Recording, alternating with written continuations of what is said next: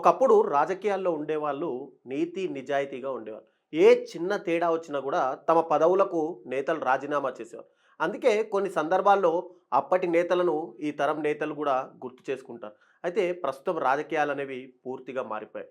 ఎక్కువ కేసులు ఉన్నవారే ఇప్పుడు రాజకీయాల్లోకి వస్తున్నారు. ఒకవేళ మచ్చ లేకుండా ఉన్న నేతలపై కూడా ఏదో ఒక విధంగా కేసులు నమోదు చేస్తున్న సందర్భాలు కూడా దేశవ్యాప్తంగా పలు చోట్ల ఎదురవుతూనే ఉన్నాయి. అయితే ఇక్కడ ఈ టాపిక్ మనం ఎందుకు మాట్లాడుకోవాల్సి వచ్చింది అంటే, ఈరోజు క్రిమినల్ కేసులు ఎట్ ద రేట్ ఎమ్మెల్యేలు ఎక్కువగా దేశవ్యాప్తంగా ఉన్నటువంటి ఎమ్మెల్యేల్లో క్రిమినల్ కేసులు ఉన్న ఎమ్మెల్యేలు ఎంతమంది, ఆయా పార్టీలకు చెందిన వారి శాతం ఎంత ఎంత శాతం అక్కడ నమోదైంది అనేది మనం ఈరోజు మాట్లాడుకుంటే, ముఖ్యంగా దేశంలో ఉన్నటువంటి 4092 మంది ఎమ్మెల్యేలలో 45% మంది నేతలపై క్రిమినల్ కేసులు ఉన్నాయని చెప్పి దేశంలోని 28 రాష్ట్రాలు, 3 కేంద్రపాలిత ప్రాంతాల్లో అంటే మొత్తంగా 1861 మంది ఎమ్మెల్యేలపై క్రిమినల్ కేసులు ఉన్నాయని చెప్పి అసోసియేషన్ ఫర్ డెమోక్రటిక్ రిఫార్మ్ అంటే ఏడీఆర్ నివేదిక విడుదల చేసింది.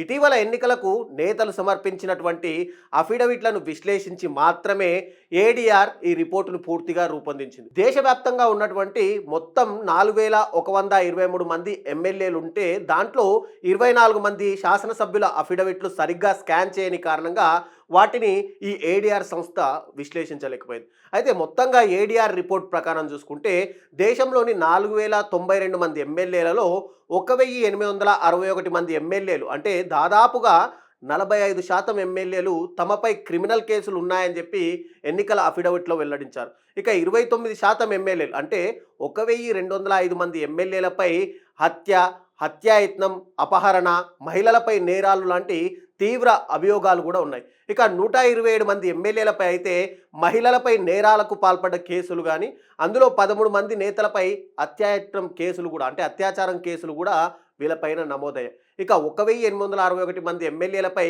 క్రిమినల్ కేసులు ఉండగా అధికంగా ఏపీ ఎమ్మెల్యేలు కేసుల్లో ఉన్నారు. 175 మంది ఎమ్మెల్యేలో ఏకంగా 138 మంది ఎమ్మెల్యేలు క్రిమినల్ అభియోగాలు ఎదుర్కొంటున్నారు. దానికి సంబంధించిన అంటే ఏడీఆర్కి సంబంధించిన టోటల్ డాటా గురించి మనం ఒక్కసారి విశ్లేషించుకుంటే, ముందుగా ఎమ్మెల్యేలపై క్రిమినల్ కేసులు ఎక్కువగా ఉన్నటువంటి రాష్ట్రాలు తీసుకుంటే కనుక ముఖ్యంగా ఆంధ్రప్రదేశ్లో టోటల్గా ఆంధ్రప్రదేశ్ రాష్ట్రంలో 79% మంది ఎమ్మెల్యేల పైన ఇక్కడ క్రిమినల్ కేసులు అయితే నమోదయ్యాయి. ఆ తర్వాత ప్లేస్లో వచ్చేస్తే కేరళ రాష్ట్రంలో 69% మంది ఎమ్మెల్యేల పైన క్రిమినల్ కేసులు అయితే నమోదయ్యాయి. ఇక తెలంగాణ రాష్ట్రం చూసుకుంటే కనుక 69% మంది ఎమ్మెల్యేలు అంటే టోటల్గా దీంట్లో చూసుకుంటే ప్రస్తుతం అసెంబ్లీలో ఉన్నటువంటి ఎమ్మెల్యేలలో 69% మంది ఎమ్మెల్యేల పైన క్రిమినల్ కేసులు అయితే నమోదయ్యాయి. ఆ తర్వాత బీహార్ రాష్ట్రం 66% మంది ఎమ్మెల్యేల పైన క్రిమినల్ కేసులు నమోదయ్యాయి. ఇక మహారాష్ట్ర చూసుకుంటే 65% మంది ఎమ్మెల్యేల పైన క్రిమినల్ కేసులు అయితే నమోదయ్యాయి. ఇక తమిళనాడు రాష్ట్రం చూసుకుంటే కనుక 59% మంది ఎమ్మెల్యేల పైన ఇక్కడ క్రిమినల్ కేసులు అయితే నమోదయ్యాయి. ఇక నెక్స్ట్ మనం మాట్లాడుకుంటే కనుక వీటితో పాటు తీవ్రమైన నేరారోపణలు ఎదుర్కొంటున్నటువంటి ఎమ్మెల్యేల గురించి మనం మాట్లాడుకుంటే ఇక్కడ కూడా మెయిన్గా ఆంధ్రప్రదేశే ఫస్ట్ ప్లేస్ అయితే కొనసాగిస్తుంది.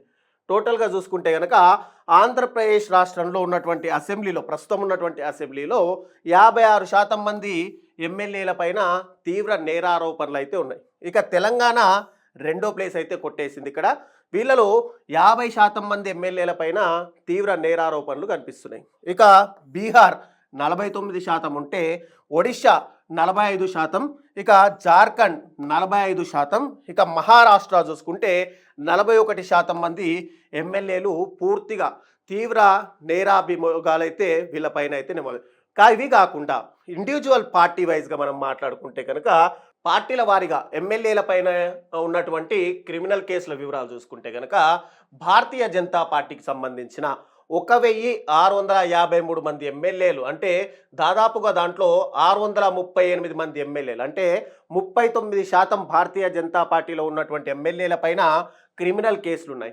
ఇక తీవ్ర నేరారోపణలు ఉన్నవారైతే చూసుకుంటే 436 మంది ఉన్నారు. అంటే భారతీయ జనతా పార్టీలో గెలిచిన ఎమ్మెల్యేల్లో 26% పైన వాళ్లకు తీవ్ర నేరాభియోగాలు అయితే వాళ్ళ పైన నమోదయ్యాయి. ఇక తర్వాత ప్లేస్లో చూసుకుంటే కనుక కాంగ్రెస్ పార్టీలో 646 మంది ఎమ్మెల్యేలు ఉంటే దాంట్లో 339 మంది ఎమ్మెల్యేల పైన అంటే 52% ఎమ్మెల్యేల పైన క్రిమినల్ కేసులు ఉంటే 194 మంది ఎమ్మెల్యేలు అంటే 30% ఎమ్మెల్యేల పైన తీవ్ర అభియోగాలు అయితే నెలకొన్నాయి. ఇక నెక్స్ట్ చూసుకుంటే గనక తర్వాత ప్లేస్లో టీడీపీ అయితే కనిపిస్తుంది ఆంధ్రప్రదేశ్ రాష్ట్రం నుంచి. టీడీపీ చూసుకుంటే 134 మంది ఎమ్మెల్యేలు ఉంటే దాంట్లో 115 మంది అంటే దాదాపుగా 85% మంది ఎమ్మెల్యేల పైన ఇక్కడ నేరారోపణలు అంటే క్రిమినల్ కేసులు అయితే నమోదయ్యాయి. ఇక 82 మంది ఎమ్మెల్యేల పైన తీవ్ర నేరారోపణలు అయితే నెలకొని ఉన్నాయి. ఆ తర్వాత ప్లేస్లో చూసుకుంటే డిఎంకే పైన వచ్చేస్తే 132 మంది ఎమ్మెల్యేలు ఉంటే దాంట్లో 98 మంది ఎమ్మెల్యేలు అంటే దాదాపుగా 74% మంది ఎమ్మెల్యేల పైన క్రిమినల్ కేసులు నమోదయ్యాయి.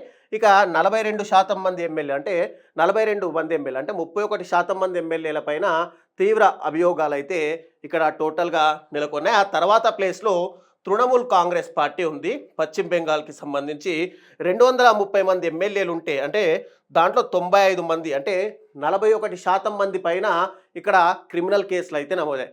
వీరిలో 78 మంది అంటే టోటల్గా ఆ పార్టీకి సంబంధించిన 33% మంది పైన తీవ్ర నేరారోపణలు అయితే కనిపిస్తున్నాయి. ఆ తర్వాత ప్లేస్లో మనకు ఆప్ కనిపిస్తుంది. ఇది ఢిల్లీలో ఇప్పటికే పవర్ కోల్పోయినటువంటి ఆప్ అక్కడ మెయిన్గా పంజాబ్లో ఇప్పటికీ ప్రభుత్వంలో ఉండడం, మరోవైపు ఢిల్లీలో ఉన్న ఎమ్మెల్యేలు అటు టోటల్గా పంజాబ్లో ఉన్నటువంటి ఎమ్మెల్యేలను కలిపి చూసుకుంటే 123 మంది ఎమ్మెల్యేలు ఉంటే దాంట్లో 69 మంది అంటే 56% మంది ఎమ్మెల్యేల పైన క్రిమినల్ కేసులు అయితే నమోదయ్యాయి. ఇక 35 మంది అంటే 28% మంది ఎమ్మెల్యేల పైన తీవ్ర నేరారోపణలు అయితే టోటల్గా అయితే ఉన్నాయి. ఇక నెక్స్ట్ ఎస్పీకి సంబంధించి 110 మంది ఎమ్మెల్యేలు ఉంటే ఆ 110 మంది ఎమ్మెల్యేల్లో 68 మంది అంటే 62% మంది వరకు తీవ్రమైన క్రిమినల్ కేసులు అయితే వీళ్ళపైన ఉన్నాయి. ఇక 48 మంది అంటే 44% మంది ఎమ్మెల్యేల పైన తీవ్ర అభియోగాలు అయితే నెలకొని ఉన్నాయి. ఇక టోటల్గా సంబంధించి మనం మాట్లాడుకుంటే కనుక నేతలు ఇచ్చినటువంటి ఎన్నికల అఫిడవిట్లో వెల్లడించిన డాటా ఆధారంగానే టోటల్గా ఈ ఏడిఆర్ అనే సంస్థ ఈ రిపోర్ట్ను అయితే విడుదల చేసింది. అంటే ఇంతమంది పైన కొంతమంది నిజంగానే క్రిమినల్ కేసులు ఉంటే కొంతమందిని ఆల్రెడీ ఇన్వాల్వ్ చేసిన వాళ్ళు ఉన్నారు. కాబట్టి ఇలా ప్రజాప్రతినిధులను ఎన్నుకునే ముందు మనం ఓటేసే ముందు వాళ్ళ మీద క్రిమినల్ కేసులు ఉన్నాయా, నిజంగా నేరారోపణలు ఉన్నాయా, ఉంటే వాళ్ళు దాంట్లో ఇన్వాల్వ్ అయ్యారా అనేది కూడా మనం కూడా ఒక్కసారి మనకు మనమే పునరాలోచించుకొని ఓటేస్తే కనుక రాజకీయాల్లో ఈ నేరస్తులు ఉండే అవకాశం అయితే లేదు. ప్రతి ఒక్కరూ ఓటేసే ముందు దీన్ని దృష్టిలో పెట్టుకోండి.